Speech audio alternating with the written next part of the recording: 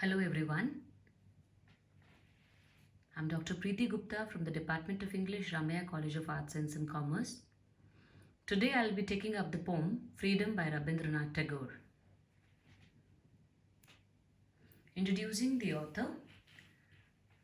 Many of you might be knowing our Rabindranath Tagore, a very popular personality, an Indian leader of freedom struggle and a great writer.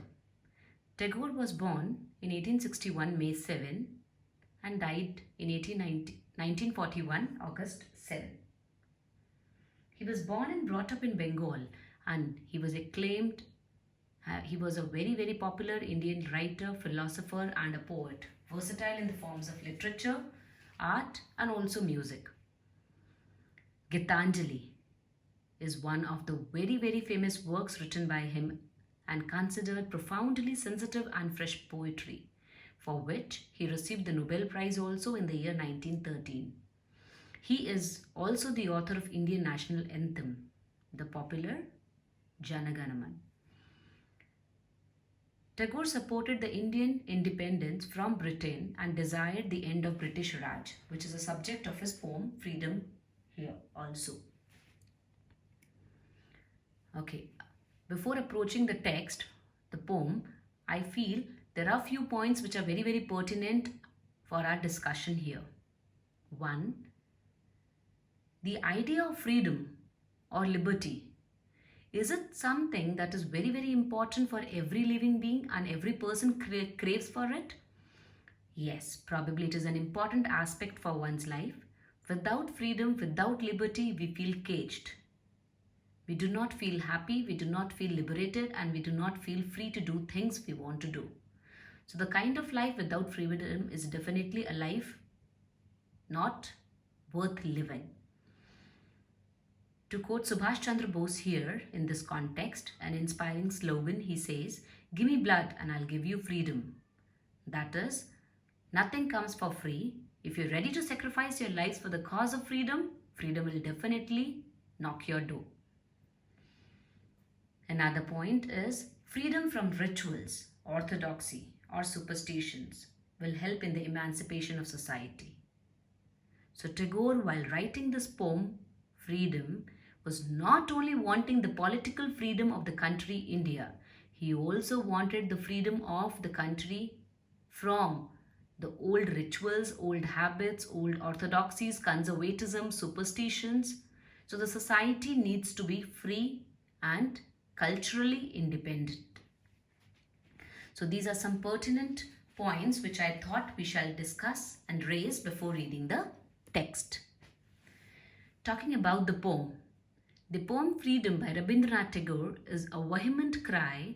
It's a strong desire for country's independence, which he believes can be accomplished through an intellectual awakening. People have to think through their minds, be sharp, be clever, and get free quickly.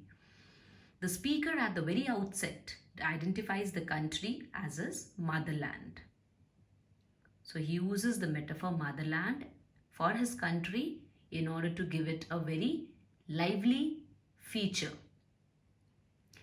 The poem Freedom here highlights the poet's wish that his country should be free from fear of British imperialism.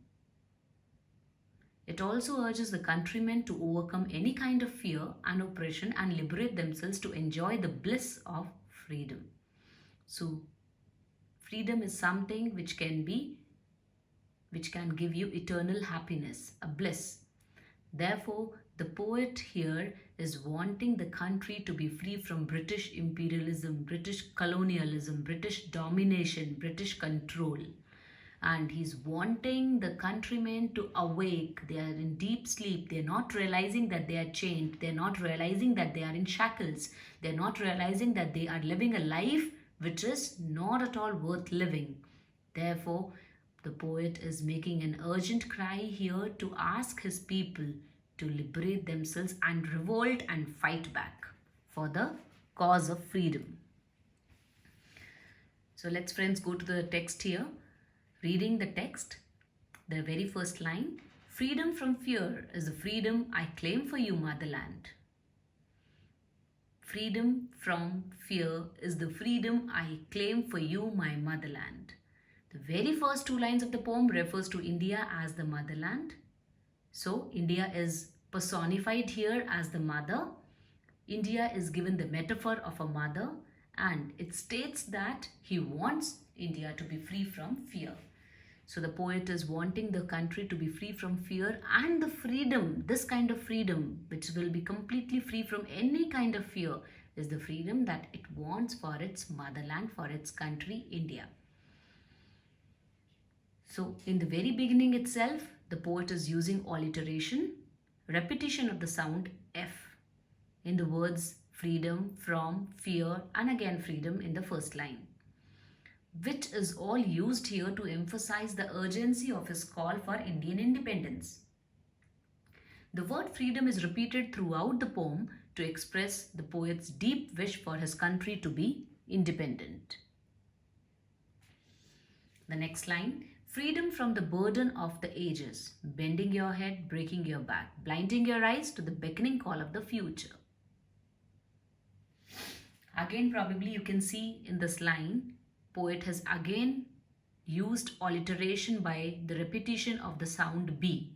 Freedom from the burden of the ages, bending your head, breaking your back, blinding your eyes, beckoning call of future. So again the alliteration is used. So in the very first 2-3 lines he is using alliteration in order to emphasize the urgency of fighting for the cause of freedom. He is making an urgent cry. He is making a very he's making actually a very strong desire, representing a very strong desire to fight for the country, and therefore alliteration is helping him give that effect. So line 3 here builds up on the image of India as an aging mother. As I told you, India as a metaphor has been given the metaphor of a mother, and he wants her to be free from the burden of ages, the burden of British control of India. Next point, the aged mother, the aged woman who represents India, has head and back bent and blinds her eye under the burden of colonialism. So the burden of ages is nothing but the burden of colonialism. Burden of the ages from a very, very long time. What is the burden India is suffering from? Colonialism, British rule, British Raj, domination of the English people. So that burden of the ages is bending the head of the mother in embarrassment, in shame, breaking her back.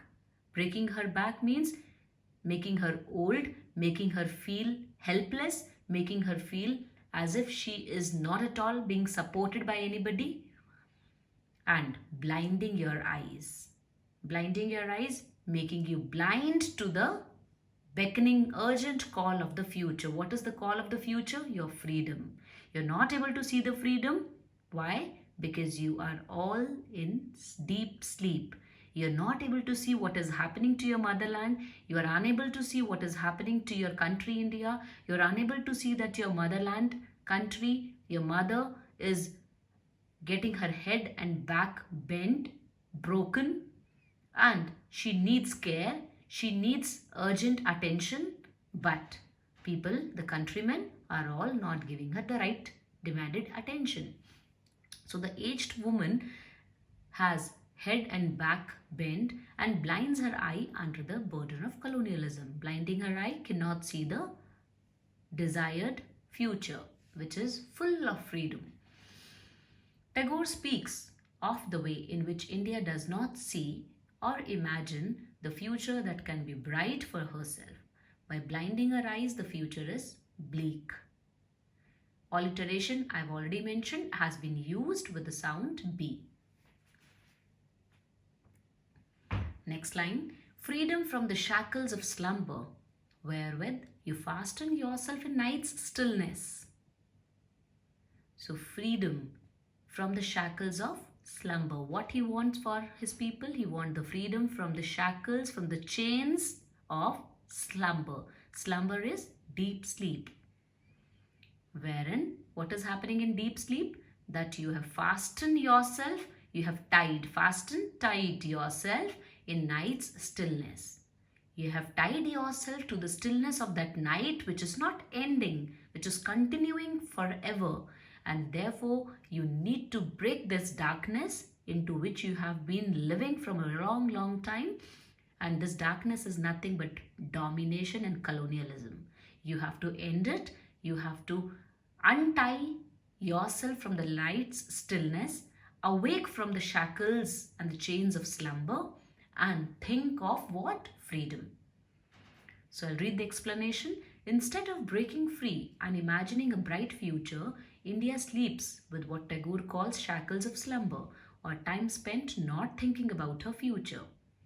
In these lines, Tagore gives an urgent call asking the Indians to break free from these shackles and awake from the deep sleep. Instead, India is fastening to what? The night's stillness. Tying itself to night's stillness, the darkness. That is, the country is committing to the past. Country is living in the past and to the current situation of colonialism and domination. It should be breaking itself free from this darkness, colonialism, domination, and the ongoing brutality of the English rule. So, again in this line, the poet is wanting the people to be awakened and think of for their freedom. Next, mistrusting the star that speaks of truth's adventurous paths. The countrymen are unable to trust the star of future progress, and that star will show us an adventurous path. That path will take us to freedom. So therefore, the country is not looking around in its dark time, which is represented by night as in the previous line, and they are not imagining a bright future for an independent India, because they are not trusting the star. They are not trusting the future progress. They're not trusting that this kind of adventurous path or revolt or fighting back will definitely lead them to freedom. They do not have that faith within themselves. They need to have that faith that fighting back, revolt will lead them to freedom soon. And therefore they need to trust themselves. They need to trust the directions, the path of truth, and definitely they will be successful. So the poet is here urging again that the countrymen should awake and see the star of freedom. Next, freedom from the anarchy of destiny. Wholesales are weakly yielded to the blind uncertain winds, and the helm to a hand ever rigid and cold as death. So in this line, Tagore asks for freedom from the anarchy of destiny. Anarchy of destiny implies chaos of fate, wherein nothing is going good and people have given up. So when the destiny is in anarchy, anarchy is basically disorder and chaos. When something is in anarchic situation and in disorder and in chaos, you do not feel everything is happening according to your wishes. Everything is going haphazard manner. So here also you need freedom from what? Anarchy of destiny. Your destiny is in disorder. You have given up your lives to the British control. You need to free yourself from that. Second, he means that he doesn't want his country to just blindly follow the fate that has been given to it. Rather, he compares this fate and destiny to a sailboat that has to follow the winds that are blowing in every direction, and that is captained by an uncaring hand, that is the British hand. So the use of the metaphor sailboat here is made first by the poet, and this metaphor sailboat helps the poet to compare his country to a sailboat which is following the uncertain winds. Uncertain winds, the political situation, the cultural situation, the social control which is happening in their country, people are blindly following it with an uncaring hand. So he's telling that the Britishers do not have any care for the Indians. They do not think anything positive for the Indians. They are just benefiting themselves. So you are letting your lives being ruled by the people who are uncaring for you. So with an uncaring person of British at the helm. At the helm means who is controlling the steering wheel of the sailboat. So Britishers who is controlling it, you are giving your lives easily and happily to them, yielding to them, to the blind, uncertain winds. You do not know which direction you will be taken to. You do not know where will you land. You do not know anything about your future. You have given up your lives blindly to them. You have given your destiny and fate to them. Rather than this, you need to free from this chaos, this anarchy, this disorder of your lives and destiny, and think of freedom. Your sailboats should not be controlled by the English, rather by your own selves. You yourself should be the master of your sailboats. Next line says, freedom from the insult of dwelling in the puppet's world. Freedom. Get freedom from what? Insult of living. Dwelling is living, residing in a puppet's world. So Indians are called puppets. India is a puppet's world where movements are started through brainless wires. So movements are started, all the activities happening here in India are all controlled by brainless wires, repeated through mindless habits. So people are following the habits of the Britishers, what they dictate, what they tell, what they ask you to do, you do that because you are giving your lives up to them. So Tagore in this line asks for freedom for India living in a puppet's world, by which he means a world in which India is controlled by the other countries and the forces as a puppet is controlled by a puppeteer. So India is a puppet and puppeteer is the Britishers. The movements, the activities of the Indians are all designed, dictated through brainless wires. That is, the English is controlling India without thinking good for them. They follow the mindless habits, meaning customs are followed without reason by the Indians. It is repeated through mindless habits, it is followed by people through mindless habits, and the Britishers also dictate things to the Indians about their culture and society without even understanding their local meanings, without even understanding the real context of their cultural and social issues. So how can they think about you in a positive way? So you need to be free from this puppet's world, where figures wait with patience.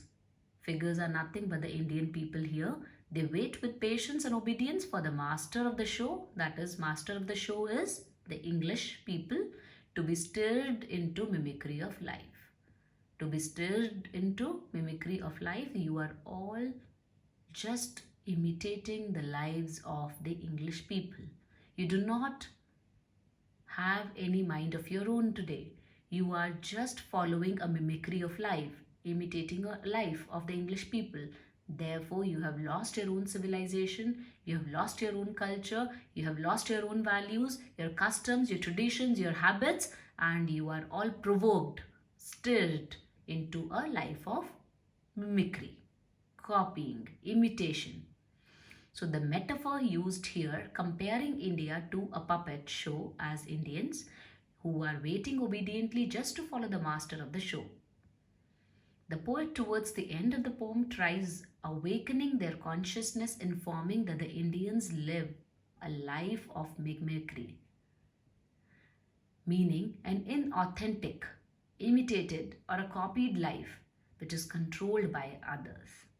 So which is a very, very sad thing when man has completely given up the thought of freedom and is becoming a puppet at the hands of others. So the author here, through his lines, has created a very, very serious call for the for the countrymen to fight with the Britishers. So let's conclude the poem here.